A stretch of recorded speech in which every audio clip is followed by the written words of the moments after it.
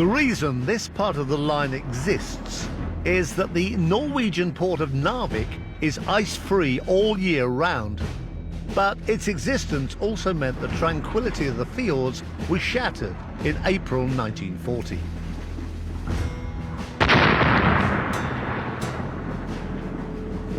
On the 10th of April 1940, 5 British destroyers sailed up this fjord and opened fire on a German battleship that occupied the port of Narvik the day before. These were the first salvos in what became 2 of the most important battles of the war, the First and Second Battles of Narvik.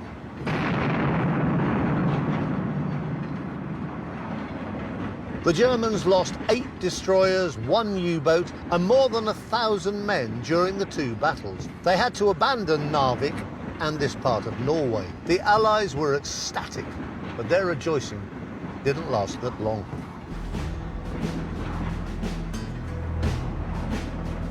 Just a few weeks later, after a series of defeats in France, the British evacuated their troops from Narvik.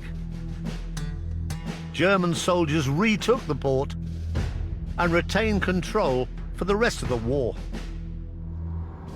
The great thing about the victory for Hitler was that he kept control of this railway and kept control of the massive quantities of iron ore that it produced. That meant the iron and the steel produced more tanks, more battleships and more machine guns, and increased Hitler's chances of winning the war. Luckily, it didn't work.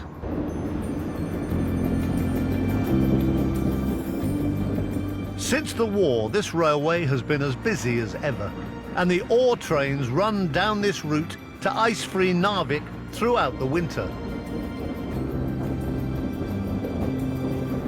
After an epic 1,800-mile trip across Norway, Sweden and Finland, we're pulling into Narvik.